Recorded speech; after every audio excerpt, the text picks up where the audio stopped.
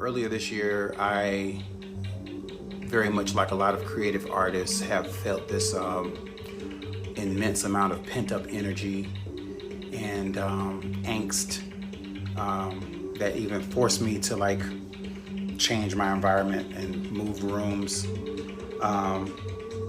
And I started literally releasing music that I had been holding on to because I didn't feel like it was commercially ready or like really ready for like public consumption, because it was really my sound therapy.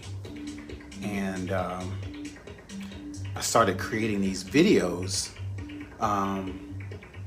to like have another creative outlet, the same kind of creative outlet that I had when I was actually making the music.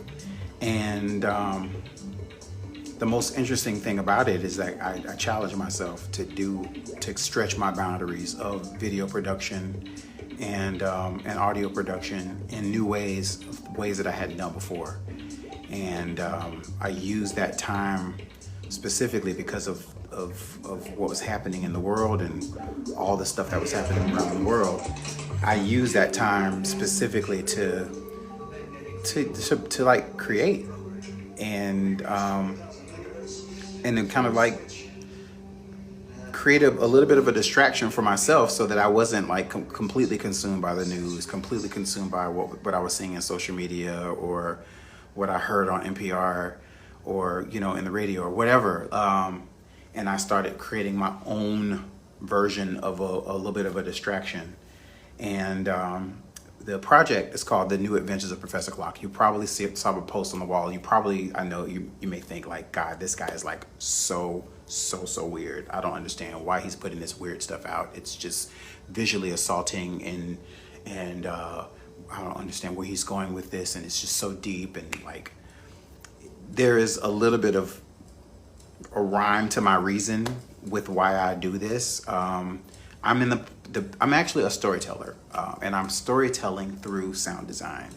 So it's the first time that you can see me grow publicly as an artist, but it's the first time that you could, you know, kind of witness a little bit of my process before I put it out in its glory in my ultimate magnum opus. Like, this particular project I have been working on for at least 9 years, off and on, when I feel these creative spurts where I need to go and like create music and make sound. And this next project is the 4th volume, which is why I call it The Fall of 2 plus 0 plus 2 plus 0, which equals 4. So it's the 4th volume in my series.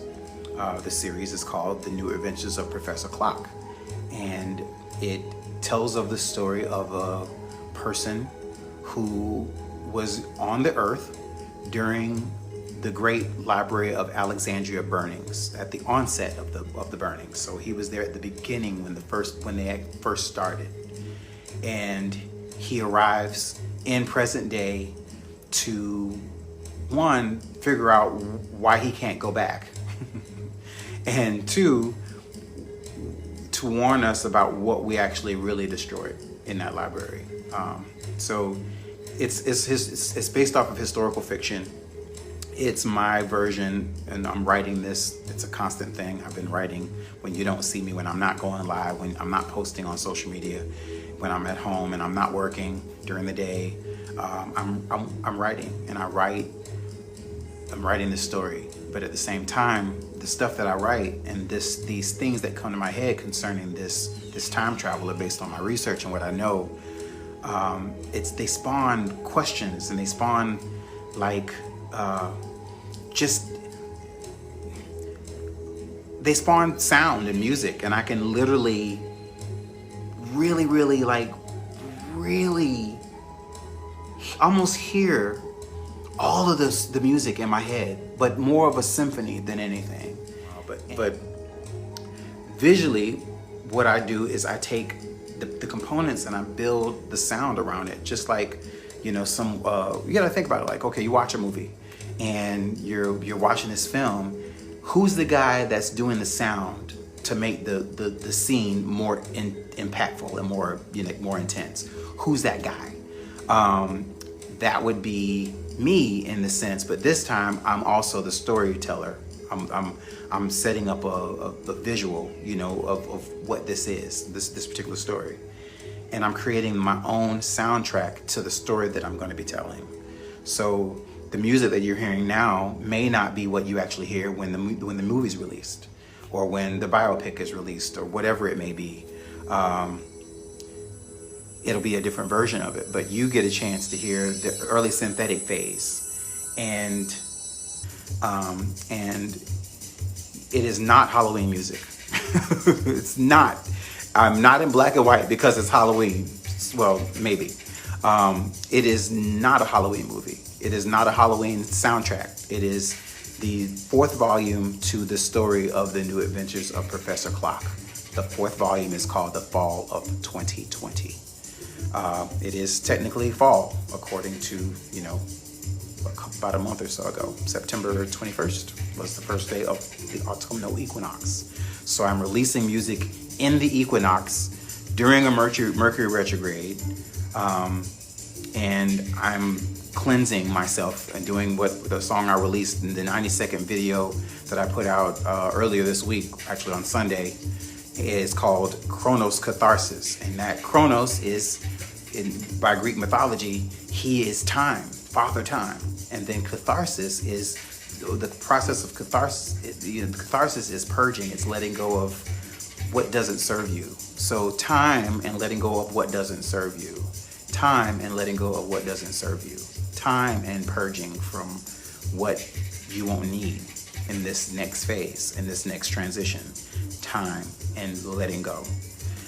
Letting go of old habits, old ways, old ways of thinking, old ways of doing things that just were not effective. Chronos Catharsis. That is the 2nd single from this particular project. The first one I released on Juneteenth, and it didn't really have the fall of 2020 completed back in June, but I had already had an idea about how I wanted to build the framework around it. Stephen Covey says, begin with the end in mind. That means you have to know what the end result's going to be and then kind of work your way back. And you should do that anyway with like life. Have an idea of what you hope that the end result will be, so that you can do the things, the measurements, and do the things to help you get there. So with this particular volume, I've been kind of referencing the entire project, and I'm taking it and I'm condensing it down into 30 minutes so that you can sort of understand the impact of Professor Clock's travels, the impact of what may have been lost in the Library of Alexandria, and how it affects what's happening today, even in our society. And all of this is done through sound. And until I'm able to officially release the book or the audiobook, and got more surprises, I promise you I do. And I'm just excited to grow along the process. I would love to do this for other people, or you know, consult, if you will. You want some visuals to match your cool project? Holla at your boy. In the meantime, I'm going to let you guys go. I'm jumping on a live with Jose the Hype at 9 p.m. on the Stereo app. You can follow me at ProfessorClock on the Stereo app, and also follow me on Instagram at ProfessorClock as well, and ProfessorClock Media on Facebook and Instagram. So, oh, real quick, one more thing about this. So this is the volume is the darkest because art resembles life, right? So if an artist is making a portrait about what's happening in the world, the artist's rendering is going to be his perception, light or dark, of life. And I feel like as an artist, my art resembles life. 2020 has been showing out, and it's been like, there's things that I won't even say on camera, but because anyway, I love y'all.